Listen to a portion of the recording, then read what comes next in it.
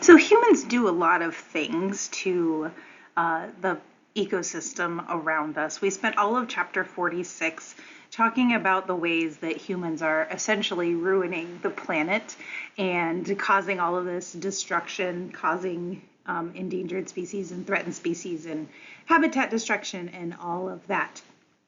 But we gain a lot of wonderful things from our ecosystem. And so some of the reasons for conservation are actually because we benefit immensely from the services that ecosystems around the world provide for us.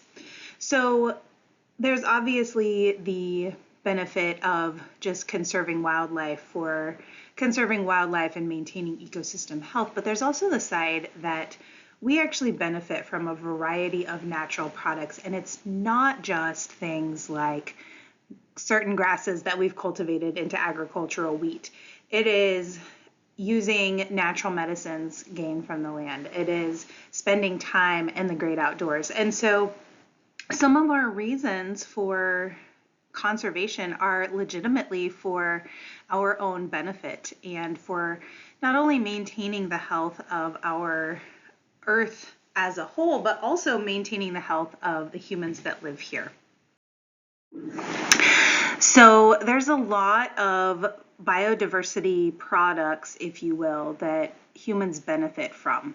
So humans depend on all living organisms for a wide range of food sources, medicine, and industrial products that we use all the time to better ourselves, to maintain our population. Biodiversity also provides, or I guess the health of our ecosystem that is supported by biodiversity also provides essential services to humans. So our ecosystems do things like clean our air and clean our water. They filter water as it trickles through rocks and percolates through ground, soil, and things like that. And so ecosystems are really doing a lot of things to just keep the environments clean, to maintain a healthy environment for the living organisms that live there and the humans that depend on those things.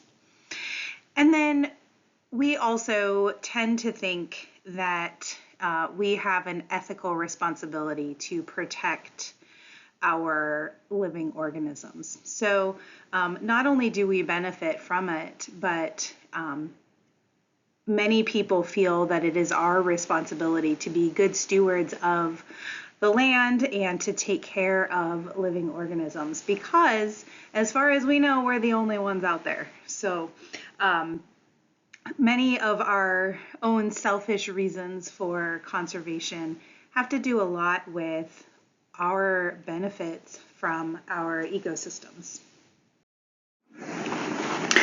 So we get a lot of economic benefits from our global ecosystem. Key places that we see these economic benefits are the pharmaceutical industry. So using plants or animal materials for medicines, or for also using it to study medications, study the effect of medications, the effectiveness and whatnot. And some medications are directly derived, at least initially, from living organisms. And then, of course, agriculture. All of our livestock, all of our crops are all modified from natural organisms. They've been artificially selected over thousands of years to have specific characteristics that we benefit from, that we use them for on a daily basis. And then we've got a variety of natural products. So this could be things like sponges or sea salt, really anything that you would think of as coming directly from nature, unprocessed but beneficial to you. In your study guide packet, you do have a handout that covers some more specifics about some of the economic benefits and other societal benefits of biodiversity in our ecosystems.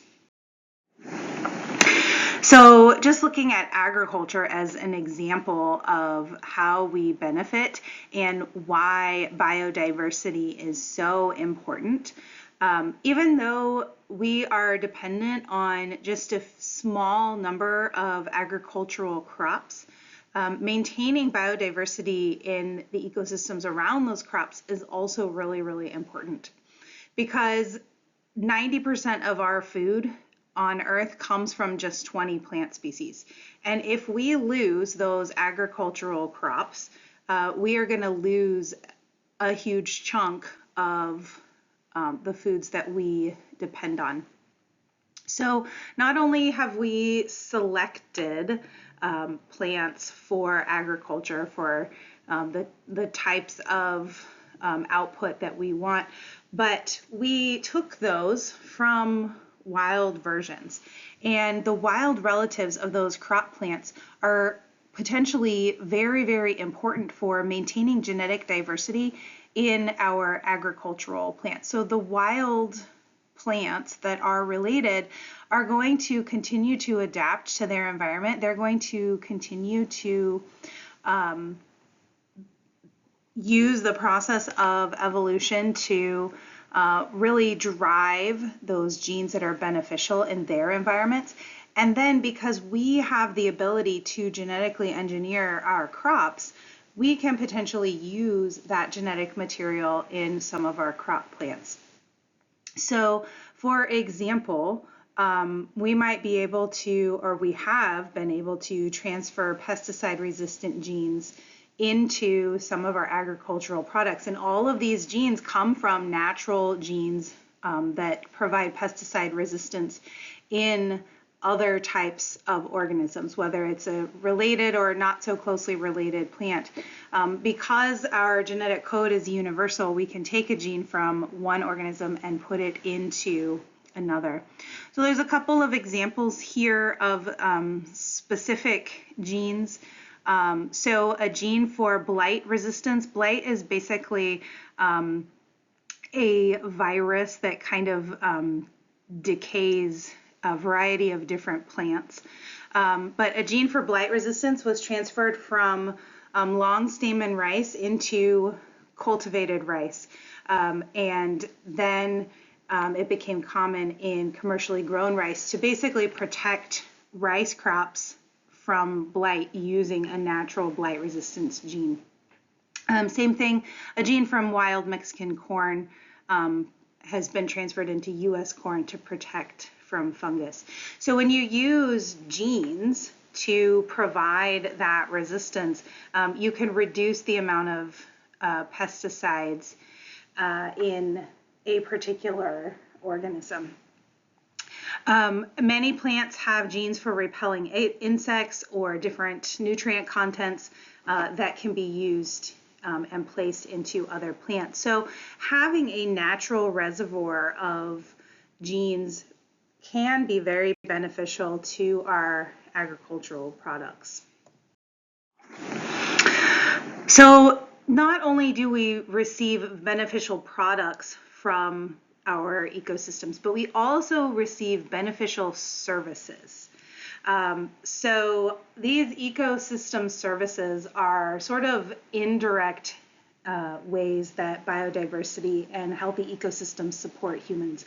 Basically, many ecosystems provide natural processes that are really important for our well-being, our survival, and our quality of life. So for example, just a very, very basic example, plants are constantly pulling in all that carbon dioxide that we're pumping in through those fossil fuels, and they are constantly generating new glucose for us using sunlight energy. So we are dependent on all of those plants as primary producers and also as pollution control to pull in that carbon dioxide that we're releasing. So there are four main types of ecosystem services. We've got provisioning, regulating, supporting, and cultural. So provisioning services are basically the material or energy outputs of an environment. So these are the tangible things that we can see that we can use. So these include food, water, timber, fibers, direct materials that we are using every day. Regulating services are those that are basically processes. So healthy ecosystems are important in climate regulation, in flood control. If you have healthy plants, they're going to have good solid root systems, and they're going to keep soil from eroding normally, and then also during floods. And then water purification is another example of a process that we benefit from. Then we've got supporting services. So we've talked about all of these at some point directly or indirectly so far. But these are kind of similar to regulating services. Supporting services are kind of the non-living, some of the non-living processes. And again, very, very similar to regulating. These include nutrient cycling. So we talked about carbon cycle, nitrogen cycle, and phosphorus cycle. Soil formation. So as organisms like lichens break down rocks as plants grow through and break down rocks as rocks weather and break down into soil, we're getting new soil for our living organisms, and we're getting the nutrients from those rocks released into the soil. Habitat provisioning, so basically providing habitats for all of our living organisms. And then we have some of the intangible benefits. So these are the cultural services. So these are non-material benefits to humans. So these are recreation, tourism, and basically just enjoying the great outdoors. So having a place to go to relax, to unwind, to enjoy the majesty of some of these beautiful, beautiful locations. That's incredibly important as well. Even if it is just walking around your local park, just getting outside, enjoying some natural habitat is really, really beneficial to all of us.